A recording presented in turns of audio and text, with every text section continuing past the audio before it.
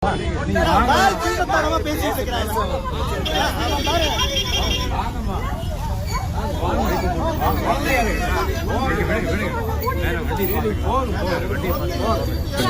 வந்து புக் பண்ணிருந்தோங்களா? சரிங்களா? ஃபர்ஸ்ட் 150க்கு கேட்டிருந்தோம். நாங்க 150க்கு பண்றேன்னு சொல்லிட்டு வேற ஒருத்தர் கேன்சல் ஆயிடுச்சு, நான் வரேன்னு இவன் சொல்லியிருந்தான்.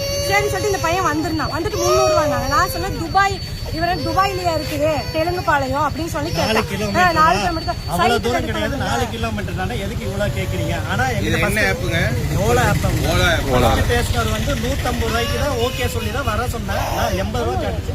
150 ரூபாய் கொடுத்து வாங்கினா அநியாயத்துக்கு தான் ரேட்டு போடுறாங்க. இல்லனா சைக்கிள் இருக்கிற காடி 150 ரூபாய் தரேன் நான் தரேன்னு சொல்லிட்டேன். நான் வந்துட்டாரு. அப்புறம் இங்க வந்து கேன்சல்னாரு. அப்புறம் கேன்சல் ஆயிடுச்சு, நீங்க நான் தான் வரேன் அப்படின்னாரு. அப்புறம் சரி வாங்க அப்படின்னு சொன்னேன். சரி வாங்கன்னு சொன்னா அவர் 150 ரூபா சொன்னாரு. என்னன்னு சொன்னேன். அதுக்கு அவரு நான் வந்து பார்த்துட்டு சொல்றேங்க. வந்து பார்த்தோம்னா 300 ரூபா அப்படின்னாரு. 300 ரூபா எதுக்குன்னா 4 கிலோமீட்டர் தான் இருக்குது, 300 ரூபா சொன்னா எப்படின்னாரு அப்படின்னு சொன்னேன். அதுக்கு இங்க 4 கிலோமீட்டர் அப்படின்னா துபாயிலே இருக்கு, பக்கம் தானே இருக்குது, என்னன்னா 300 ரூபாய்க்கு என்னடா இருக்குது அப்படின்னு சொன்னேன். சரி கேன்சல் பண்ணுங்க. சரி இங்க போய் அங்க நின்று சுத்தி நின்றுட்டு நீ மயிராடா இப்ப கேன்சல் பண்ணுவீங்க, துபாயில போய் கேன்சல் பண்ணுவீங்க சொல்லிட்டு வாய் பேசிக்கிறா. பொண்டாட்டி இறக்குவீரா அப்படின்னு யாரு அதெல்லாம் தவறு. ஒரு 100 200 500 அது உன்னோட உரிமை.